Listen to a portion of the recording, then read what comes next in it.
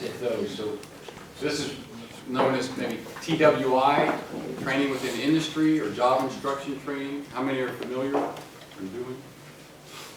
A couple here, but not everybody. Job instruction training. Yeah, no, it's not.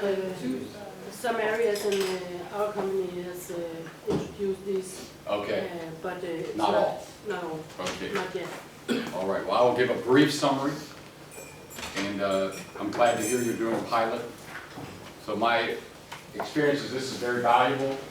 Again, what I normally say is, you know, if you're not having problems with training, then maybe you don't need to worry about this. But similar to standardized work, this is second to standardized work of when I do problem solving, what the root cause is. Normally either lack of standardization or training is another major cause. So the idea of the training process is there is a standard way to do that. And it's kind of 2 points. So how do we document it and how do we share it? And so how do we capture all that, what do we call it yesterday, tribal knowledge or something? Or tacit knowledge. What we call tribal knowledge in the US. So it's all this it's sort of tribal. It's knowledge that's out there, but it's not explicit, accessible, documented. So that's the first thing we got to do is capture that. And we're capturing 3 things there. So the major steps, just like we said from the standardized work, those are the major steps, but then we're adding the key points and the reasons. So it's the what, the how, and the why is the easy way to, I think that's what you said.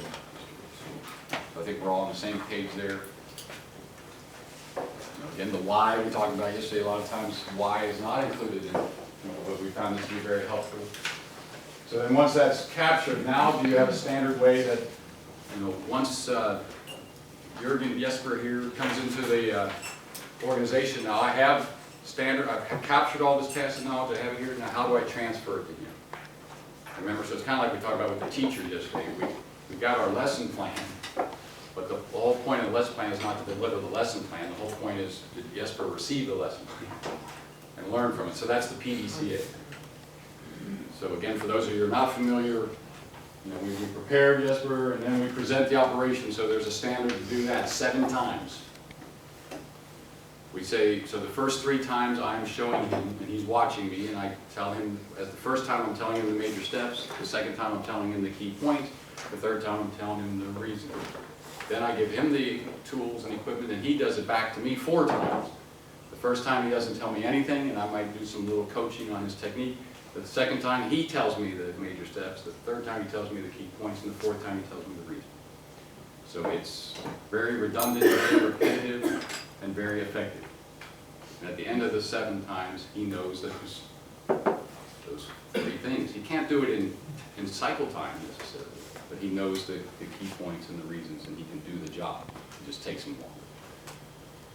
So that's it. That's the process.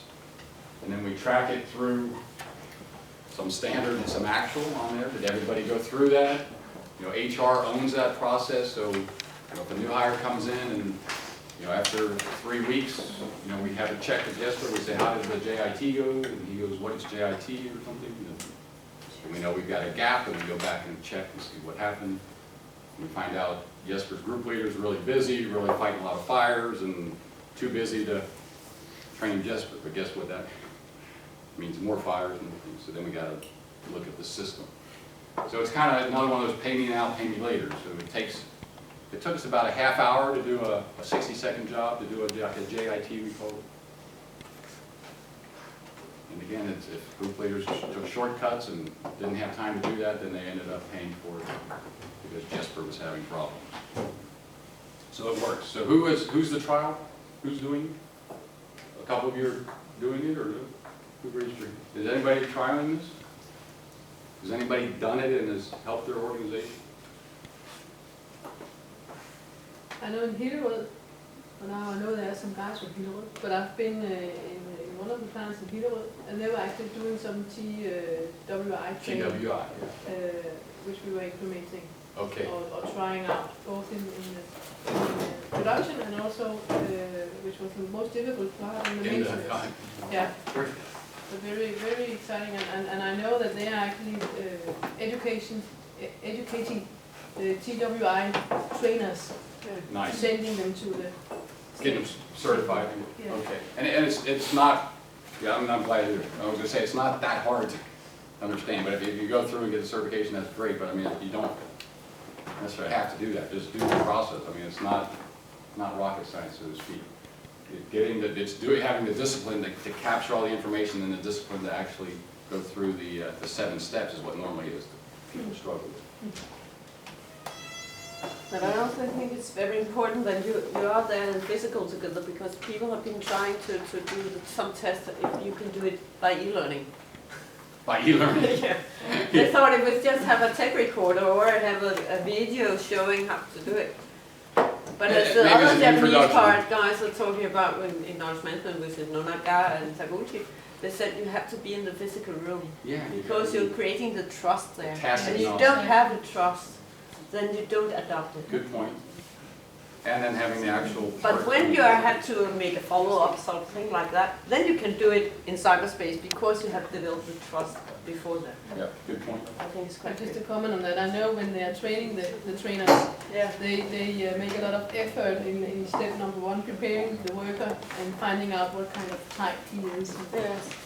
Yeah, To have the communication Yes. right and don't talk down to them. yes, all Like- that sort of finding out what kind of, what do you call that, if you have any resistance and what kind Yeah. and all that, trying That to happens. figure out what kind of. Perfect. That happens in step 1 there with the Yeah. prepare the Yes. worker. You're finding out And you can't what do they already that. know, if they're comfortable, not comfortable, and you're building. And it. ask them before telling them. All right, great. So again, if you're having training issues, and it came from the Army, by the way. It came from the U.S. Army in World War II.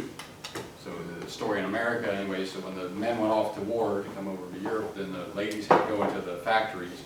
And of course, but the productivity went down because they were ladies, because there was a whole new workforce.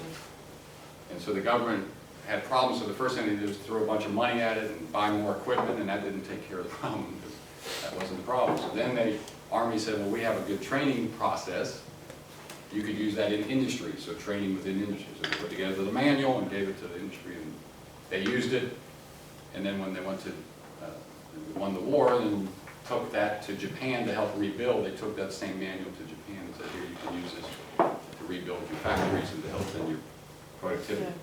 That's nice. Toyota's still using the same thing, but it works. You can try it at home too. Sometimes you have to be careful at home with some of the Toyotas. So when I tried to standardize my wife with doing dishes or dishwasher, that didn't.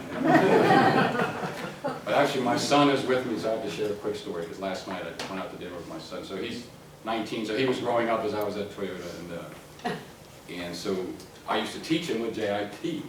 So whether it was tie his shoes or whatever it was, I would do it, and I would make him do it back. So anyway, last night at dinner, his fall job was to be the scorekeeper for the basketball team and for the volleyball team.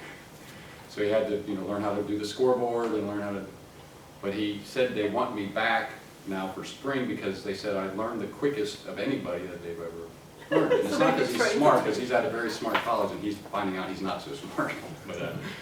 But I said, and he said, and I said, well, what happened? And he said, because whenever they taught me, they would show, here's the scoreboard, here's how you do it, you do this, this, and this. He said, then they'd always want to run off.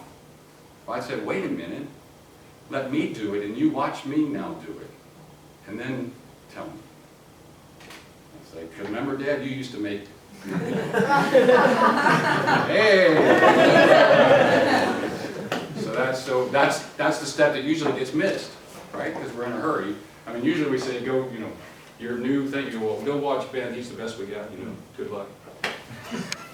Or if we have time, we say, okay, now do it like this. Shh, okay, got it? All right. So that it takes time. But again, it's an investment. And then, anybody